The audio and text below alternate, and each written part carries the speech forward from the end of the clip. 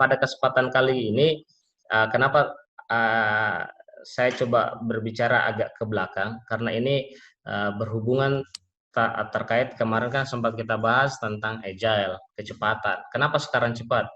Karena dunia memang bergeraknya cepat sekali. Teman-teman baru bilang, saya mau jadi programmer. Ya, sudah harus mulai diturunkan. Programmer kayak apa? Peta peta dunia ini sudah datar. Jadi teman-teman harus mulai, kalau bahasanya sekarang kan era disrupsi ya. Sudah sering dengar kan?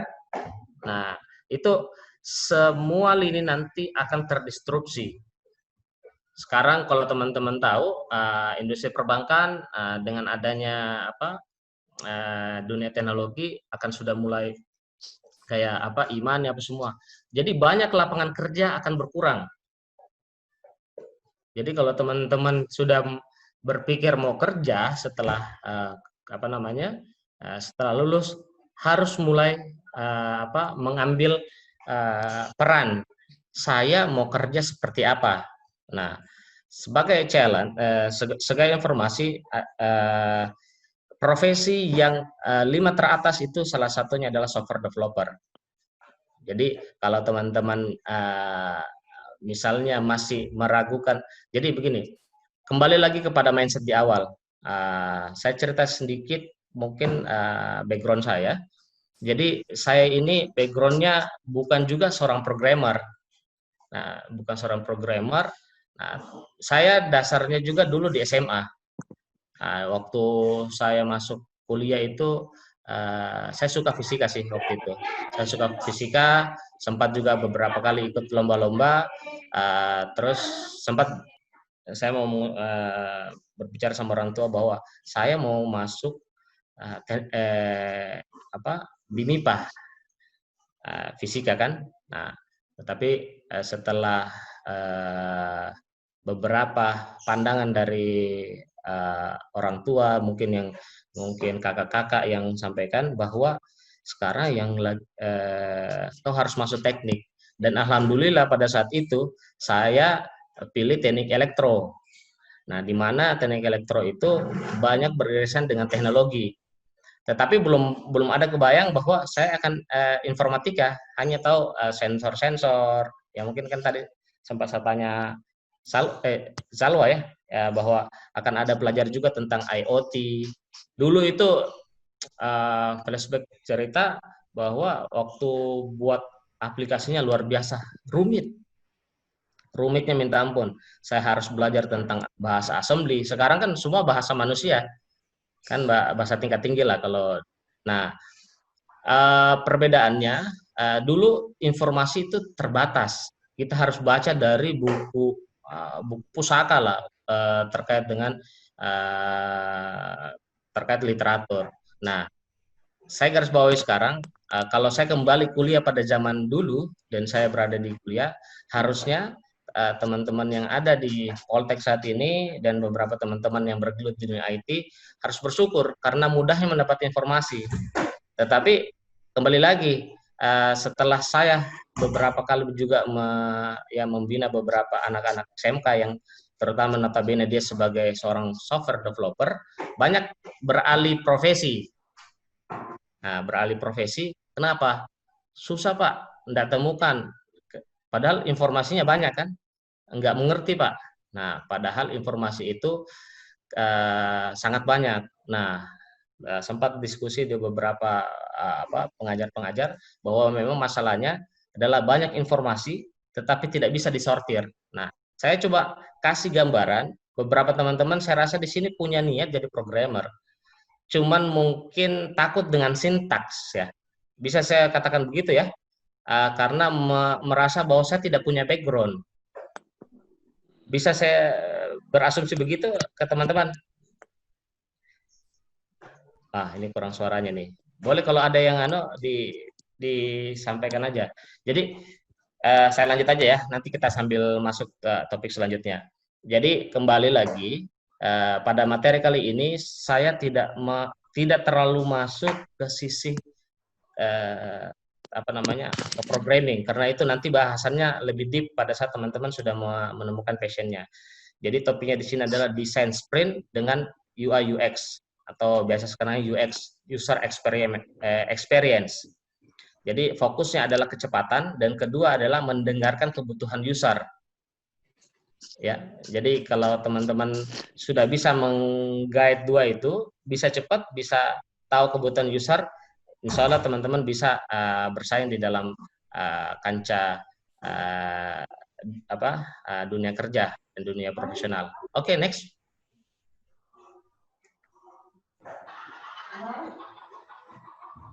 Ayo lanjut, next slide-nya. Yeah. Oke, kembali yang ke ada 5 kira-kira poin yang akan saya bahas. Satu, overview metode development. Ini materi yang kayak kemarin, cuman ada beberapa poin sepertinya saya perlu sampaikan kembali supaya jadi berkesinambungan antara materi kemarin dan materi hari ini. Terus materi kedua adalah UI UX. Nah, ini mungkin bisa membantu teman-teman yang ingin berkecimpung ke dunia software development, tetapi bisa mengambil satu profesi yang lagi banyak juga kebutuhan, yaitu UX developer. Jadi orang yang tahu desain, tahu Photoshop, tahu mungkin suka beratnya searching, browsing, bisa mengambil peran di profesi ini. Terus poin ketiga nanti saya akan bahas tentang bagaimana metodologi cara berpikir sistematis yang mana bisa membantu teman-teman menuangkan idenya supaya dapat segera dilakukan dilakukan penetrasi ke klien. Selanjutnya keempat kita akan coba diskusi. Kalau kelima, kalau teman-teman ada kasus, coba kita gali.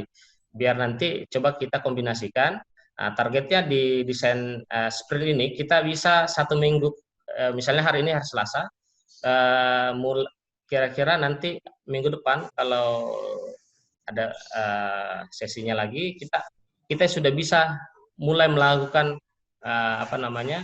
pemetaan. Minggu depannya sudah kita bisa sampaikan bahwa sejauh mana produk yang akan dibangun. Oke, lanjut.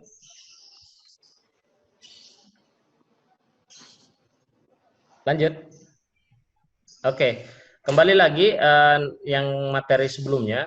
Jadi saya tidak terlalu detailkan ke agile-nya. Jadi di sini saya mau kasih tahu bahwa pengembangan software itu tidak melulu terkait mungkin kita harus satu kali bikin harus kayak misalnya kayak Gojek atau semua. Tetapi semua itu akan berproses secara berkala. Makanya teman-teman kalau misalnya ada punya niatan bisnis atau menjadi profesional, membuat software itu tidak bisa sempurna. Selalu harus berulang. Jadi setelah bikin diulang lagi. Nah itulah yang nanti sebenarnya disitulah nanti titik tekan bahwa kecepatan dibutuhkan karena perubahan itu niscaya pasti ada. Itu perubahan karena kebutuhan terkait informasi, terkait teknologi itu berubah setiap saat. Misalnya kayak tahun ini aja, dulunya kita hanya berpikir untuk melakukan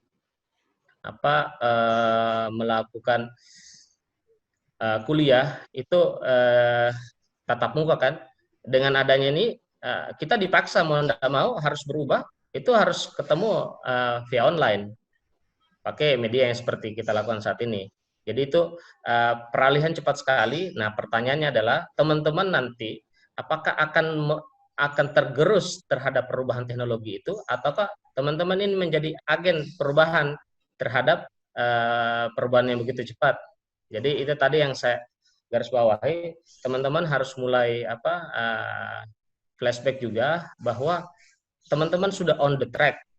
Pertanyaannya adalah itu harus digali lagi. Saya harus bisa, karena itu menjadi titik tekan bahwa teman-teman nanti harus bisa berkontribusi.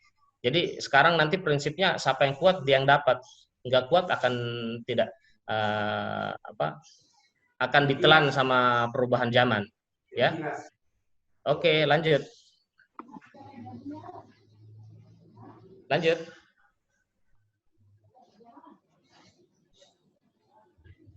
Nah, oke, kembali yang ke kemarin bahwa kita akan upayakan nanti kalau targetnya adalah setiap minggu itu harus ada perubahan apapun itu. Makanya dengan adanya tadi sempat saya pancing bahwa komunikasi itu penting sekali kita harus lakukan di awal karena itu menjadi bagian titik temu kita berdiskusi.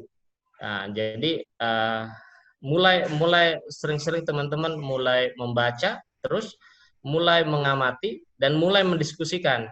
Nah, itulah nanti di dalam dunia kerja itu salah satu titik balik nilai plus teman-teman ketika masuk ke dunia kerja, dunia usaha atau dunia profesional. Jadi kalau masih diam-diam, saya belum tahu Pak. Semua orang pada prinsipnya tidak uh, di awal pasti belum tahu. Karena kita tidak tahuan, akhirnya orang mulai melakukan diskusi. Dengan diskusi kita bisa dapatkan ilmu. Nah, kembali kayak kemarin, nah itu nanti semua akan berproses melakukan sprint. Coba lihat di dia apa gambar itu berputar. Namanya berputar setiap satu sprint. Mulai dari 1 minggu sampai 4 minggu. Oke, lanjut.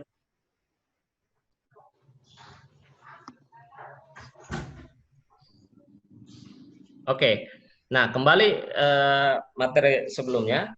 Nah, di sini saya mau garis bawahi nanti peran penting di dalam pengembangan ekosistem bisnis itu tidak melulu semua masuk ke developer.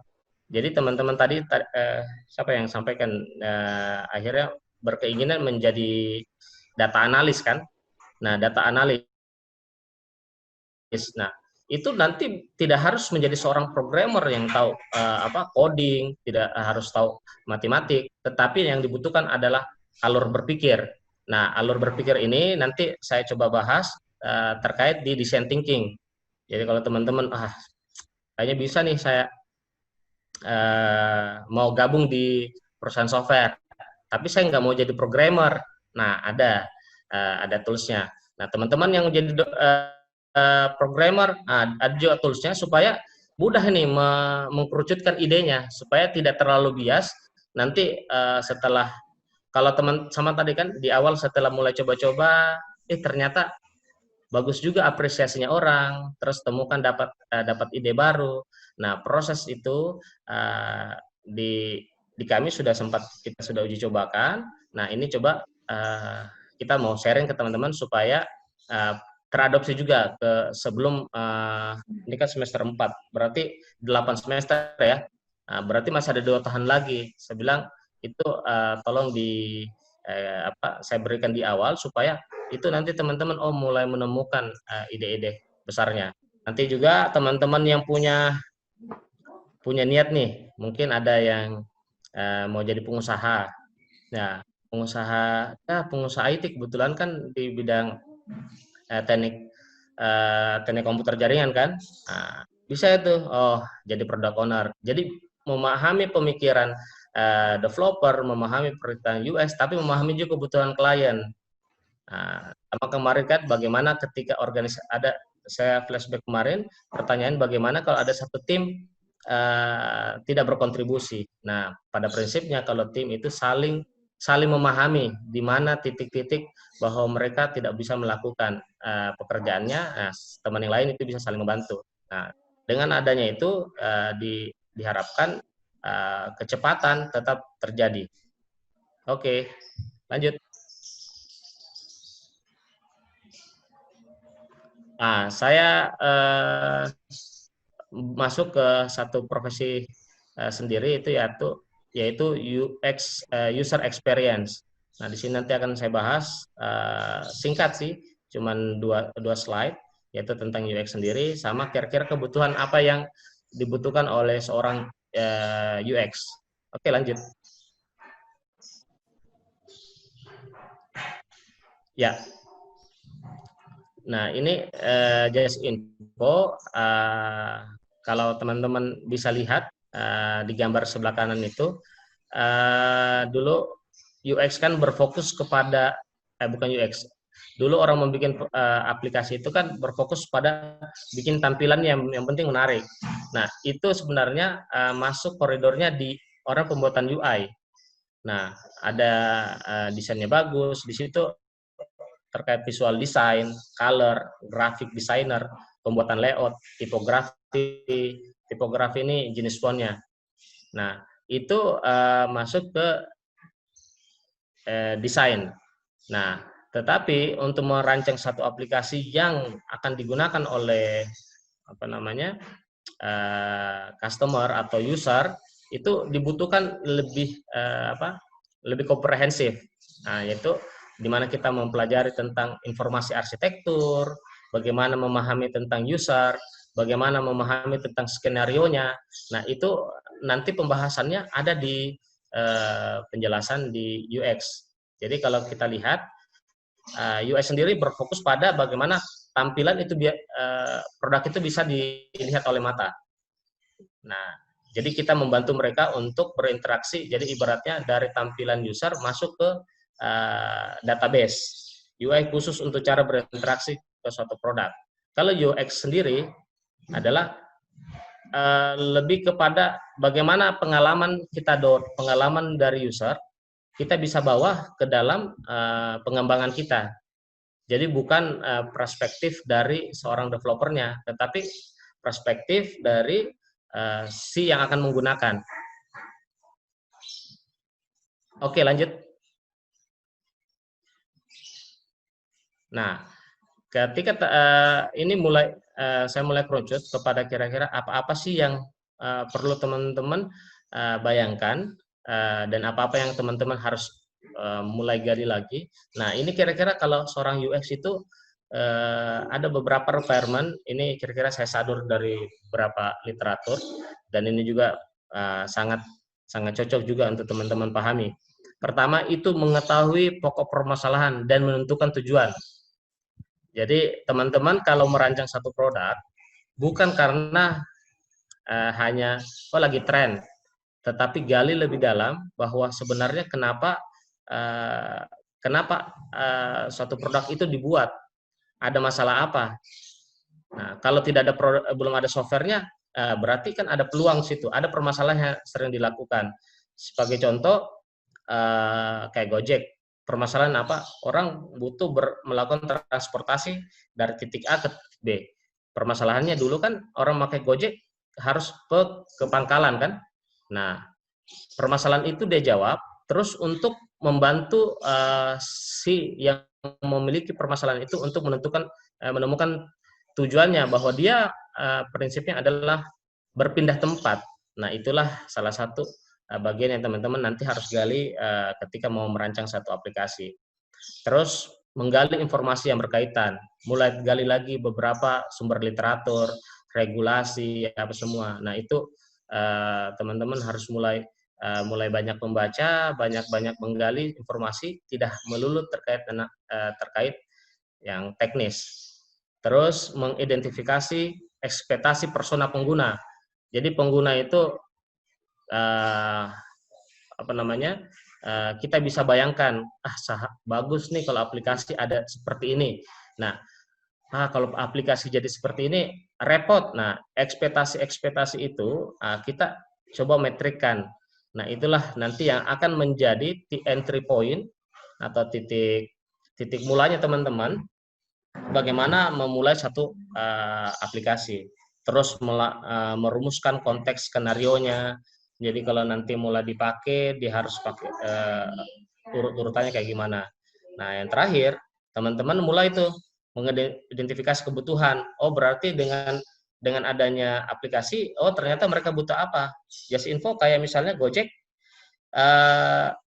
awalnya kan dia hanya pengantaran tuh. Nah, ternyata setelah mulai berjalan, mulai ada kebutuhan baru, yaitu kebutuhan terkait pengantaran makanan, pengantaran dokumen. Dulu kan hanya berpikir orang berpindah dari titik A ke titik B. Nah, kebutuhan mengalir. Akhirnya sekarang muncul lagi GoPay. Ada kebutuhan karena ada transaksi. Nah, itulah nanti akan memperkaya teman-teman dalam merumuskan. Nah, kembali tadi kenapa saya ulangi di slide pertama itu penting sekali namanya software development.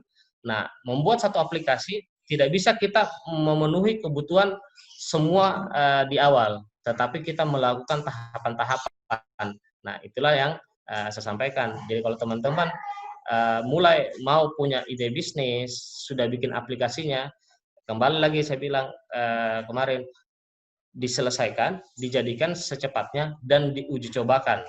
Nah, dari situ mulai nanti kita melakukan pemetaan lagi selanjutnya. Oh, ternyata yang dibutuhkan oleh user seperti ini. Oke, lanjut. Nah, ini masuk ke tahapan berikutnya, bagaimana berpikir desain, namanya design thinking, dan bagaimana melakukan pekerjaannya. Oke, lanjut.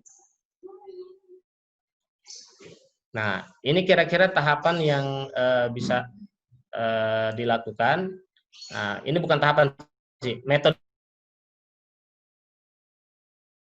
dibagi 3, yaitu memahami, understanding, terus melakukan explore, menggali lagi, terus materialize. Jadi melakukan uji coba dan melakukan implementasi. Nah, pokok pertama adalah memahami, understanding. Di situ ada 2 pokok yang harus kita mulai gali. Bagaimana ada namanya empati. Jadi bagaimana kita menggali apa sih apa yang paling mereka butuhkan dengan cara merasakan kesusahannya, merasakan apa problem yang dia rasakan. Jadi kita merasa seperti dia ketika bekerja. Jadi teman-teman kalau misalnya mau bikin aplikasi harus paham juga bahwa yang dikerjakan si orang itu seperti apa. Nah, itulah bentuk yang harus kita gali nanti lebih dalam. Jadi kalau kita sudah tahu apa permasalahannya, apa kendala-kendalanya, itulah yang kita bikin matriksnya nanti. Nah, ini yang slide berikutnya ini lebih ke tools-nya. Jadi teman-teman coba misalnya mau bikin aplikasi kemarin kalau tidak salah tentang pendaftaran apa ya, mahasiswa. Nah, teman-teman harus mulai gali tuh. Yang lakukan pendaftaran ini siapa? Oh, ternyata seorang mahasiswa. Mulai gali lagi. Saya maunya kalau daftar itu seperti apa? Kira-kira harapannya, bayangannya, ya udah isi aja. Nah, kalau teman-teman mulai hanya berpikiran seperti itu, tidak melakukan pendekatan lebih dalam, nanti aplikasinya hanya sekedar menjadi jargon. Oh, ada aplikasi, tetapi tidak bisa digunakan. Nah, cara untuk menggali itu teman-teman mulai melakukan diskusi, melakukan wawancara, melakukan tatap muka. Oh, seperti apa sih? Nah, media ini saya kasih gambaran, nanti ada tools-toolsnya. Nah, nanti kita gali juga dari ide-ide teman-teman. Kalau tidak ada juga nanti ada beberapa ide, kita nanti kolaborasikan. Jadi, ide dasarnya seperti apa itu aplikasi mau dibangun, siapa yang menggunakan. Nah, dari situ baru kita gali. Nah, ketika sudah mulai dikerucutkan, oh tahu mau dibikin seperti apa. Sebagai contoh aja, misal aplikasi Gojek, kan pertanyaan itu yang gunakan aplikasi itu siapa? Oh, ternyata yang butuhkan adalah si yang passenger penumpangnya. Wah, kita boleh pahami apa permasalahannya. Gali lagi. Oh, ternyata dia butuh berpindah ke tempat A dari A ke B. Apa permasalahannya yang dia rasakan? Sekarang saya sering dapat harga tidak pasti. Oke. Terus juga saya harus berada di pangkalan ojek. Oh, harusnya ke sana. Nah, itu menjadi persoalan yang dihadapi si penumpang. Terus kita cerita lagi, ketika mereka pakai aplikasi, siapa lagi nih yang menjadi target usernya? Oh, ternyata si drivernya itu sendiri. Nah, apa yang sering dilakukan? Nongkrong di pangkalan ojek. Kenapa tidak ada kepastian? Nah, itu yang dirasakan kan? tidak ada kepastian kapan dia harus menarik penumpang. Nah, di sini adalah ada permasalahan yang dipersoalkan. Nah, akhirnya dibikinlah matriks bahwa bagaimana mempertemukan seorang penumpang dengan seorang driver. Nah, itulah yang dibikin oleh aplikasi Gojek saat ini. Jadi dia mempertemukan kebutuhan penumpang dan kebutuhan si driver. Nah, permasalahan harga tadi, si driver juga berpikir kalau banyak ordernya, enggak apa-apa harga murah. Karena setidaknya ada kepastian bahwa dia bisa dapatkan order dalam satu hari berapa banyak. Nah, itulah bagian yang harus kita gali lagi lebih dalam. Terus masuk setelah mulai menggali itu, teman-teman mulai mendefinisikan. Oh, seperti tadi, oh ini dia butuhnya apa, A, B, C. Nah, itu mulai digali. Terus selanjutnya mulai membuat ide besarnya, kerangkanya. Oh, seperti apa skenario-nya. Nah, itu ada tools-nya nanti. Kalau ada kesempatan teman-teman ini nanti di sesi terakhir itu kalau sudah ada punya ide, kita bisa gali lagi. Nah, setelah jadi idenya, mulai merancang mulai dibikin tuh prototipe-nya. Jadi prototipe ini bisa langsung diuji cobakan ke calon user. Kalau tidak ada ya teman sendiri. Jadi dari itu nanti bisa dapat beberapa masukan. Oke, lanjut. Lanjut. Ya.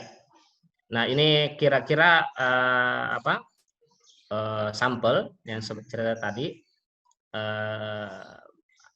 matriks beberapa yang harus kita isi. Jadi kalau teman-teman sudah mulai punya ide, mulai dirancang. Nah, ini masuk di dalam tahapan metize. Jadi mulai dikerucutkan, yaitu membuat namanya persona. Nah, bagaimana mendapat persona itu simple. Jadi teman-teman mulai tahu dulu kira-kira target usernya nanti usianya berapa, lebih ke personalnya kan, usia berapa, kayak contoh di situ personal background, usia, menikah dengan satu anak, kuliah, pendidikan undergraduate, terus punya peran sebagai apa, pekerjaannya, facility atau operation manager, apa yang dikerjakan, terus di informasi tentang perusahaannya seperti apa, terus apa yang mereka harapkan, apa kendal-kendal dan tantangannya. Nah, ini nanti kita coba bikinkan sesuai dengan case-case yang ada. Ini hanya sampel aja. Jadi ceritanya teman-teman membikinkan cerita dulu sebelum membuat aplikasi. Medianya banyak, bisa pakai MS Word, bisa juga pakai Trello. Nanti sambil digali kan. Nah, setelah masuk ke sana, mulai ketemu personanya, mulai masuk tuh melakukan matriks namanya empathy map. Jadi kita mengetahui apa yang biasanya dilihat tuh si usernya, apa yang dia katakan, apa yang dia lakukan, terus apa yang dia dengar, apa yang dia rasakan dan dia pikirkan. Nah, ini semua adalah matriks supaya kita memahami seorang calon user yang akan menggunakan aplikasi.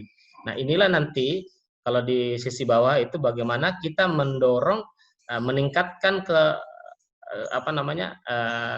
meningkatkan apa aktivitas dalam dia bekerja dan apa harapan-harapannya, itu masuk di gain. Nah, pain-nya itu akan kita coba eliminasi dengan pemanfaatan aplikasi. Nah, ini baru di tahapan pertama, terus lanjut. Nah, kalau ketika sudah mulai mengetahui apa kebutuhannya, nah, kita sudah masuk ke flow-nya. Oh, untuk menyelesaikan persoalannya harus masuk dari A lewat B lewat C. Nah, ini sebenarnya tidak flowchart yang akan dibangun, tetapi lebih ketampilan. Ini nanti cara berpikir konstruktifnya saja. Jadi bukan kayak alur datanya, DFD-nya. Jadi ini ke alur interaksi user untuk mendapatkan informasi.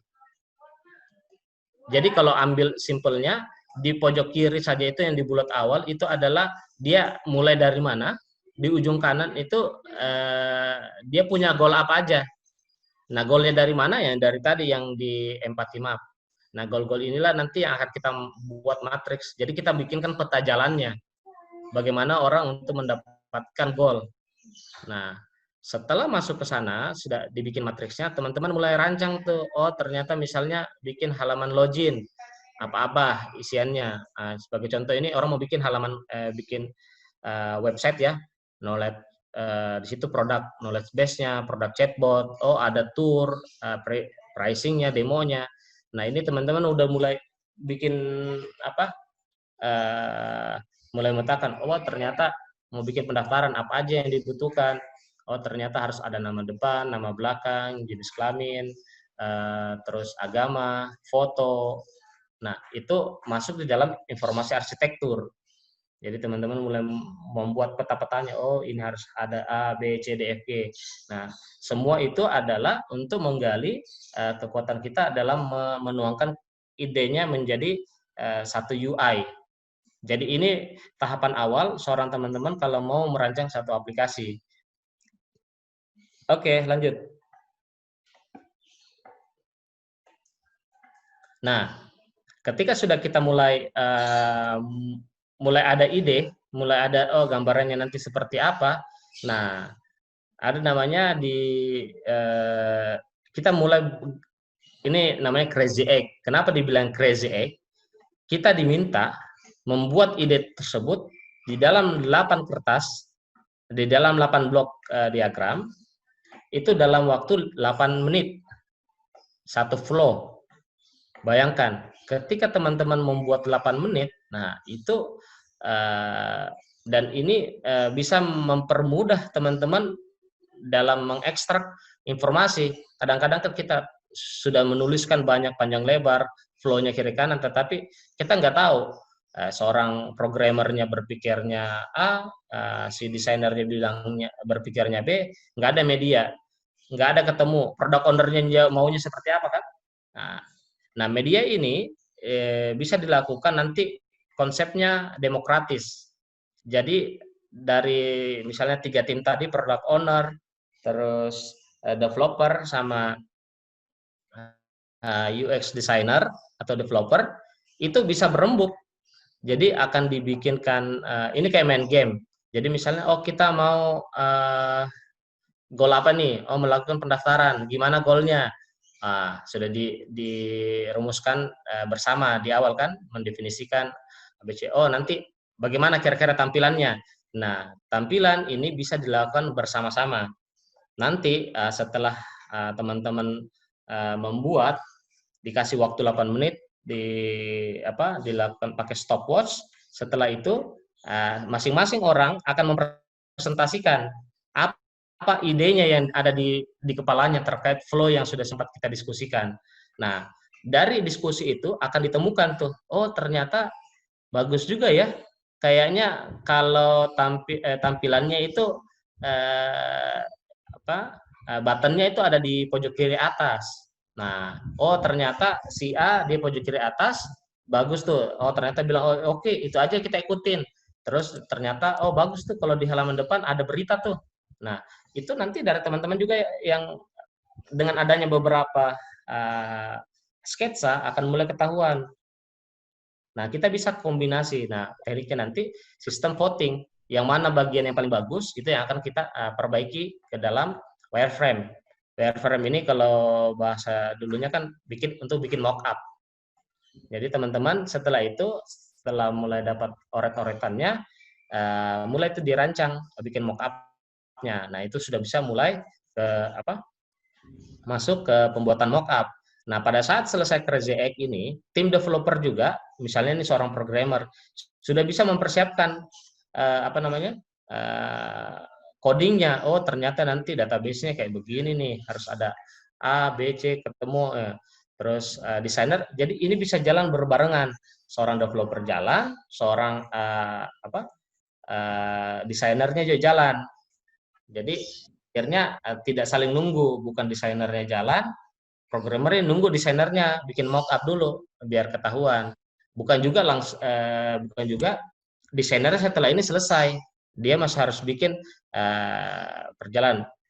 Yang terpenting adalah product owner yang mau menggunakan aplikasi ini juga itu menjadi tahu, oh nanti hasilnya seperti apa. Dia sudah punya gambaran tuh kisi-kisi bahwa nanti mau jadi aplikasi seperti apa sih.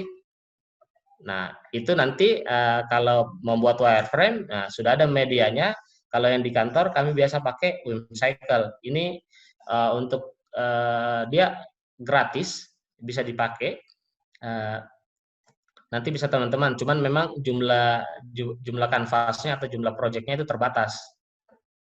Nah, tapi untuk awal saya rasa bisa digunakan. Oke, lanjut. Nah, ketika sudah mulai masuk tadi membuat mock-up-nya dan layout-nya semua. Nah, teman-teman sudah tinggal membuat gambarnya itu menjadi lebih real.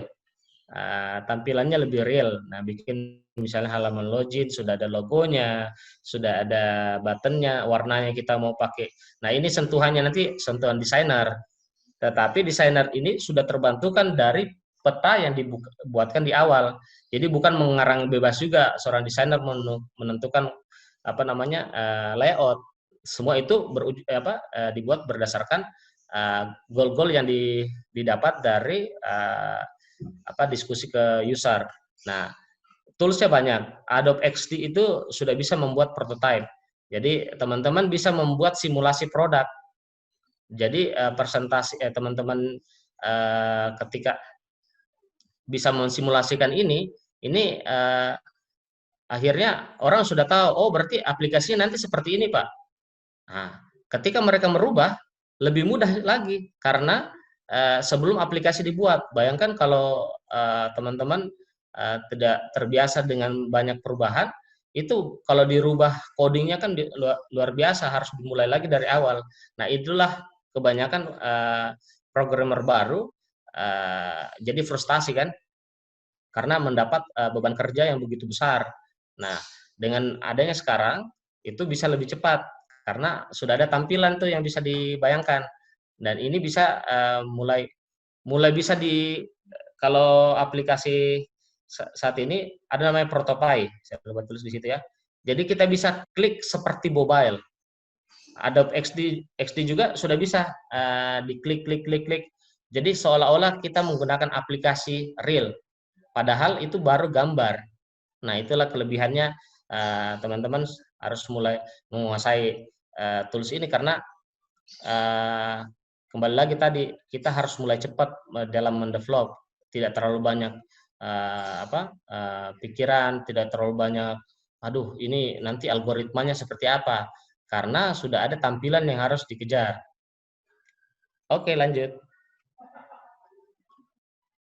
Nah, setelah itu mulai tuh di testing, kasih kira-kira siapa yang user gunakan. Oh, ternyata dari sekian banyak ini kayak dikirim nanti, oh yang ada beberapa orang yang nggak suka pakai aplikasi ini. Nah, boleh kita catat tuh apa-apa yang dipermasalahkan, kita mulai gali. Oh, ternyata mayoritas suka kok. Oh, ya udah. Berarti kita bisa asumsi bahwa produk kita ini siap diterima oleh market. Ya, user testing ini bisa dilakukan ke teman-teman terdekat. Jadi nggak harus langsung penetrasi ke ke pasar. Jadi teman-teman terdekat kasih komen dong. Nah, sama kan kalau yang sekarang kayak makanan disuruh tes dulu. Nah, ini testernya.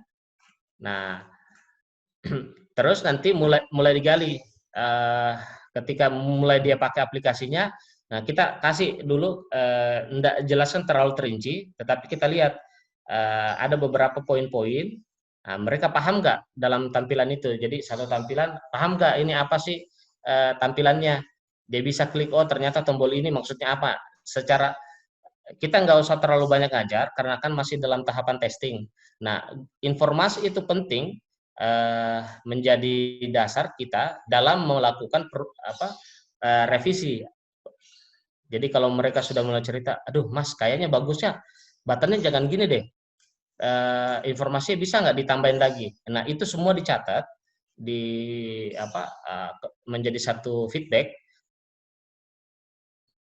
dan itulah nanti menjadi kembali lagi proses Scrum-nya melakukan proses iterasi, melakukan perbaikan lagi di sprint selanjutnya. Oke, lanjut. Nah, kalau desain sprint ini lebih kepada apa? Perancangan waktu. Jadi ini kira-kira, jadi map-nya ya. Jadi teman-teman kalau punya ide, ini sudah di riset oleh tim Google. Jadi itu 5 hari kerja atau 40 jam itu sudah bisa bikin satu prototype. Nah, jadi hari Senin, hari pertama itu adalah membuat petanya, menentukan targetnya, seperti tadi yang define sama apa, empathize. Nah, terus hari kedua mulai melakukan apa namanya, membuat user flow, membuat apa namanya, informasi arsitektur. Di hari ketiga sudah masuk ke apa namanya, mulai merancang namanya apa, crazy egg, terus wireframe, terus mulai menggambar juga ke UI. Nah, di hari Kamis sudah mulai merancang tuh, oh prototipenya kayak gimana. Nah, hari hari Jumat atau hari kelima itu sudah bisa di testing. Nah, siklus ini bisa kita bisa skenario kan nanti terhadap ide-ide teman-teman yang kira-kira mulai mau rancang-rancang, mau buat aplikasi. Oke.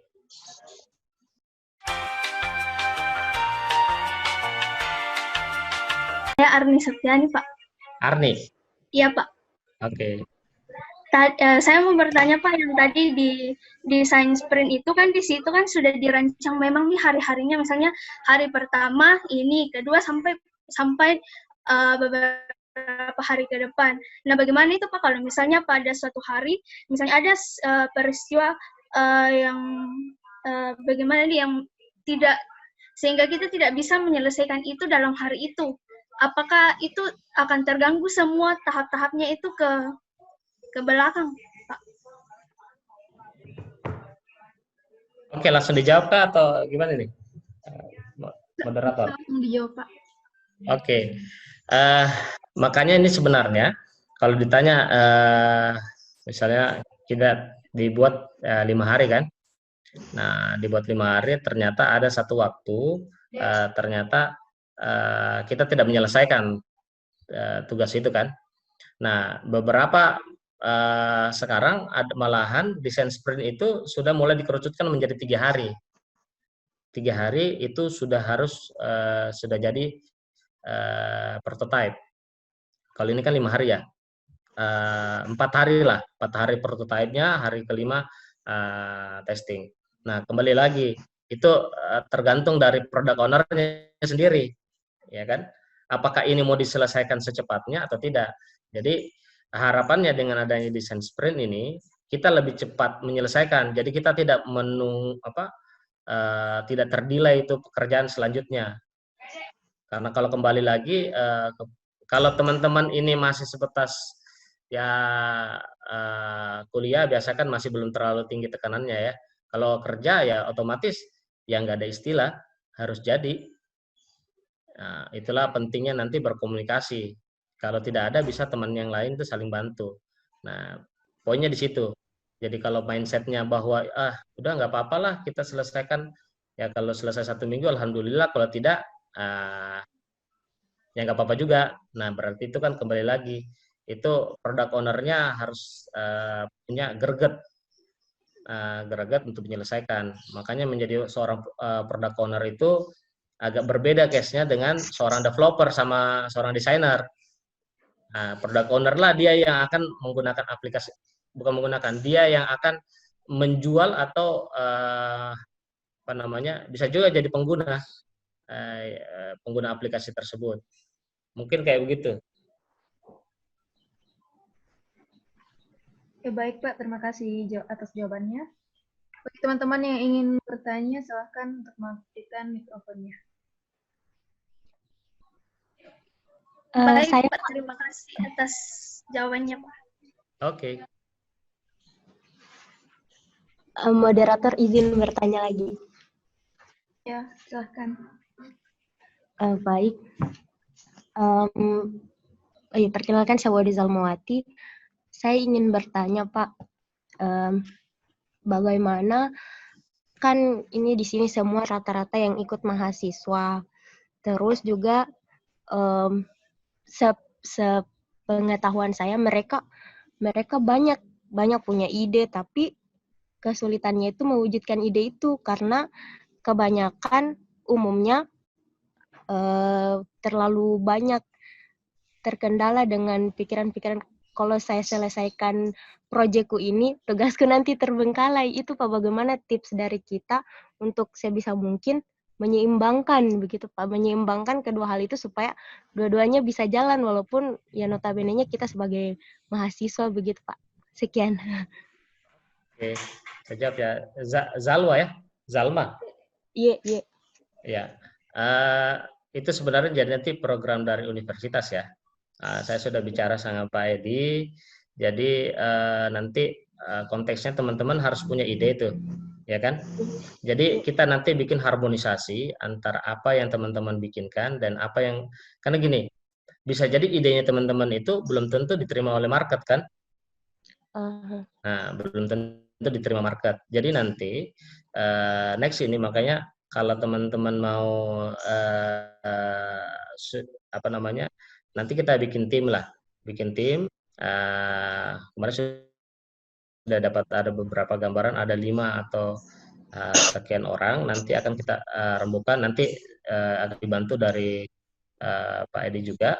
Nah, case-nya teman-teman itu nanti akan kita ukur bahwa irisannya antara kuliah dengan melakukan melakukan pekerjaan yang mungkin kita akan laksanakan itu saling beriringan. Jadi kita akan sisipkan materi kuliah ya dengan materi kerja, karena memang agak berbeda komposisinya kalau dunia universitas dengan dunia politeknik. Politeknik itu kan keluarannya orang siap kerja, orang profesional. Nah, inilah yang sebenarnya dengan pengantar beberapa webinar ini nanti kita akan bentuk lagi teman-teman harus mulai merancang nih. Oh, saya bikin tim. Pokoknya adalah bikin ya. Nah, itu nanti teman-teman mulai, intinya sekarang begini, bukan masalah kerjanya, yang penting teman-teman punya tim, yang mana tim itu nanti bisa saling mengisi. Nah, nanti skenario-nya bagus tuh pertanyaan, nanti kita coba rumuskan di bagaimana ini berjalan, teman-teman membuat karya, tetapi kuliahnya juga tidak terbengkalai. Nah, salah satunya kalau tidak salah kemarin program PKM ya, program kreativitas mahasiswa itu juga saya lihat sudah diakomodir. Kalau dulu saya waktu awal saya sempat diskusi juga sama Pak Edi bahwa PKM itu sudah menjadi agenda. Kalau dulu saya kuliah juga iya, PKM juga iya. Nah, akhirnya PKM ada deadline-nya kan. Nah, sedangkan kuliah juga butuh kehadiran. Seperti itu kali ya. Iya, baik. Terima kasih, Pak. Ya.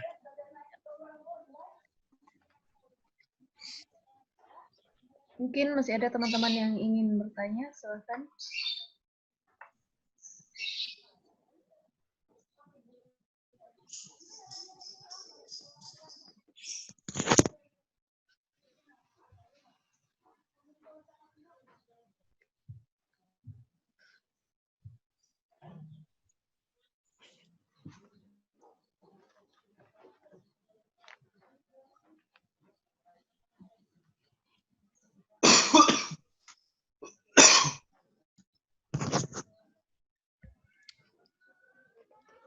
Gimana, ada yang masih bertanya?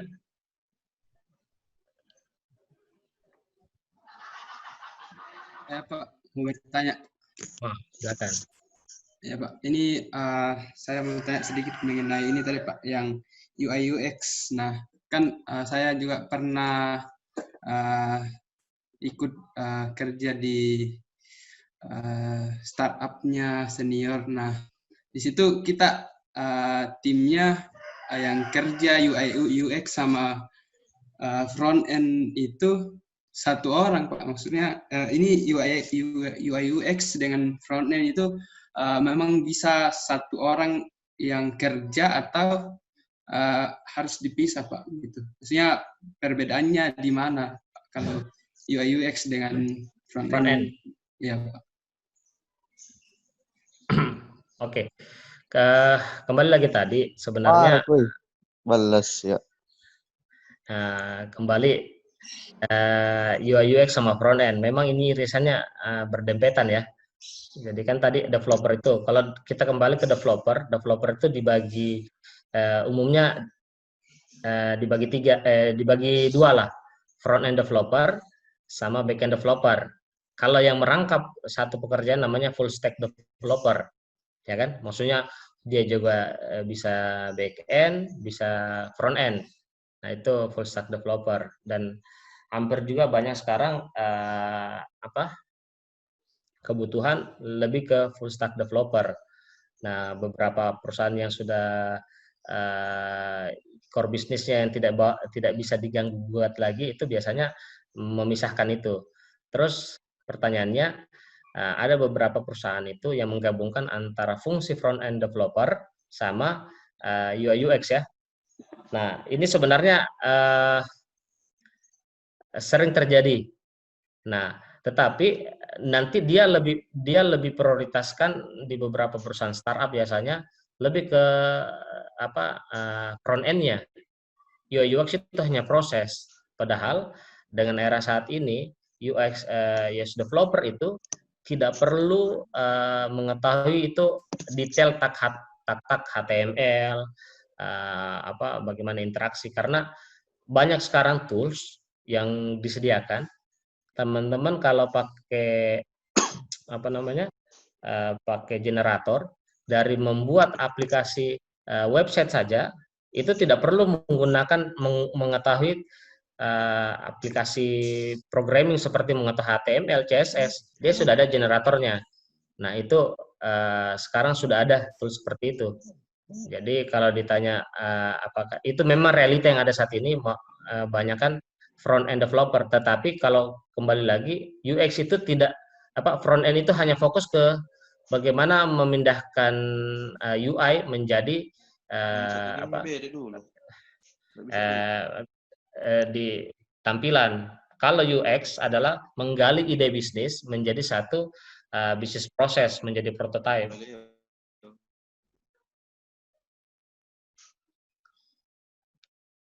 Ya, mungkin begitu. Ya, Pak. Terima kasih atas jawabannya, Pak. Oke. Ya baik, karena masih ada kurang lebih 15 menit. Jadi saya buka 2 lagi sesi pertanyaan. Silakan untuk teman-teman yang ingin bertanya. Gimana? Ada lagi? Mungkin sudah tidak ada, Pak. Mungkin sudah tidak ada yang ingin mengajukan pertanyaan. Mungkin sudah bisa ditutup ya, Pak. Oke, silakan. Ya, berdasarkan paparan materi tadi, ada beberapa hal penting yang dapat saya ambil, yaitu pengembangan software akan berproses secara berkala, tidak bisa sempurna dan selalu berulang. Kemudian metodologi design thinking, memahami atau mencari tahu permasalahannya, melakukan uji coba atau mengeksekusi, kemudian mengimplementasikan. Mungkin cuma itu saja. Terima kasih atas waktunya, Pak. Okay. Waktu dan ilmunya. Iya. Sama Ya, teman-teman. Mungkin ke depannya harus lebih semangat lagi ya, supaya biar punya greget juga lebih kuat lagi. Karena itu yang menjadi entry point juga teman-teman kalau ke depannya di dunia real, karena semangat itu menentukan arah kita ke depan. Oke. Terima kasih. Terima kasih, Pak. Ya. Pak, Ya. minta maaf. Tadi sebelumnya Pak, kalau tidak salah, saya salah ingat, nanti dibahas design thinking. Design thinking tadi. Oh, contoh-contoh ide begitu Pak? Tidak.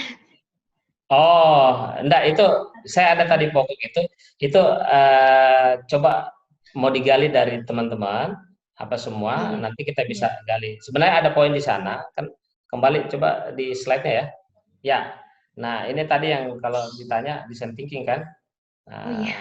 Design thinking nanti prosesnya itu metodologinya. Nah, memang tadi kalau kembali ke outline-nya, yang paling pertama mungkin langsung di masuk pertama. Ya, slide pertama mungkin. Slide kedua kalau salah. Di outline. Yang slide kedua.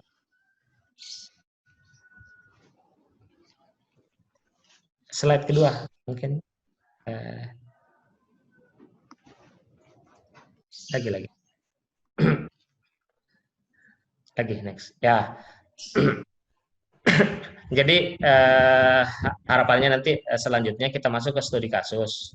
Jadi sebelum masuk ke kasusnya, nanti harapannya teman-teman coba akan rancang berkumpul kira-kira ada siapa aja yang mau bikin tim. Nanti kita bikin studi kasus. Kalau belum ada ide, ada beberapa mungkin kita bisa simulasikan nanti teman-teman sambil belajar sambil dapat juga dapat pengalaman, dapat ilmu juga. Maksudnya nanti kita coba diskusikan bagaimana menggali idenya. Itu nanti menjadi satu topik yang kita bisa bahas. Kalau misalnya teman-teman sudah punya ide, nah coba kita kerucutkan biar mulai tertuang tuh menjadi satu rancangan aplikasi. Jadi di poin 5 sebenarnya nanti dari teman-teman sendiri kalau ada yang mau dibahas, boleh kita pembahasan ke studi kasusnya. Oke, selanjutnya gimana nih? Mungkin apakah kita tunggu sampai jam 11 ataukah ada yang mau diskusi bebas atau bagaimana di luar dari materi? Atau kita tutup? Iya, sudah bisa ditutup, Pak. Oke. Ya baik, Pak. Terima kasih atas ilmu dan waktunya, Pak. Oke. Terima kasih juga ya.